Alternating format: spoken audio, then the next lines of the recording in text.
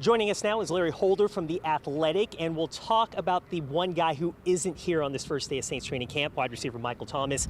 Are you surprised that a deal wasn't done before training camp started? I am a bit surprised, and I'm a bit surprised that he's not here, given that he actually worked out when it wasn't required in OTAs and minicamp is mandatory. But the route is a typical route for an NFL player looking for a contract. And look, this is the first time since Aaron Brooks' 2002 where a player under contract has actually held out. I mean, it's been a long time. That was Mickey Loomis's first year here in New Orleans. So it is a newsmaker for sure, but there doesn't seem to be a bit of panic, say, for Mickey Loomis and Sean Payton. Not even really the players. They can relate because at some point maybe they're going to have to do this as well. So it is certainly a storyline, but if it's a brief stay away from training camp, not a big deal. If we go a little further, I think it is a little trouble. Yeah, it is rare that we see a Saints player actually hold out and miss training camp. And to this effect, I almost would go, if Drew Brees isn't worried yet, then I think most fans shouldn't be worried. Well, Drew Brees and Michael Thomas have the ultimate rapport, better than maybe any receiver he's even played with, including Marcus Colston. So that's not going to be the issue. But the longer the storyline lingers, that hovers over the team.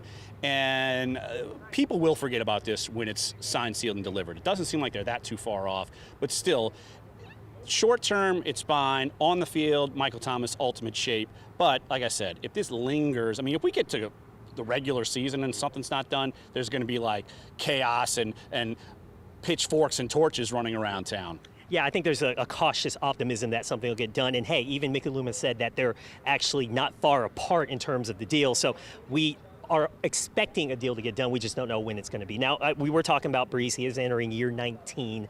It doesn't look like he's even slowing down. And I thought you had actually a really interesting question to Brees, just in terms of how receptive you are to coaching at 40 years old. And it seems like he wants to be coached up, and he's just probably as young and spry as ever. I almost look at him as like Roger Federer. Does he really need to be coached as a tennis player? He's one of the greatest, if not the greatest ever. Like Tom Brady, Drew Brees, do they still need to be coached? And Drew Brees embraces it because, look, even though they're getting older and know all of these things, they still make mistakes, and they still need to have their craft honed. And so Drew Brees, of course, he's the ultimate anything I could do to get better. And look, there's also the topic of a drop-off. I know that's a hot topic here in town. Look, I don't foresee it, and I know players around, of course, the Saints don't foresee it, but it is something that I know a lot of fans are actually worried about, which that actually goes into coaching as well. You got to fix that as far as if there is something, you got to cater to what he can do. Yeah, so far I think everyone's been expecting that drop-off. We just haven't seen it in these last few years. Maybe it becomes status quo and it stays that way for this upcoming season. I'll leave you with this, Larry. Give me one defensive standout you think that's going to take that next step this season. I think everyone's looking at Marcus Davenport. I am too. Before the injury, I thought he was playing very well. He's starting probably a little bit from scratch, but he's going to be taking full-time snaps. The depth behind him isn't great, so they're leaning on him. I expect him to make the next level from year 1 to year 2. Larry, good stuff as always. Thank you very much. Yep.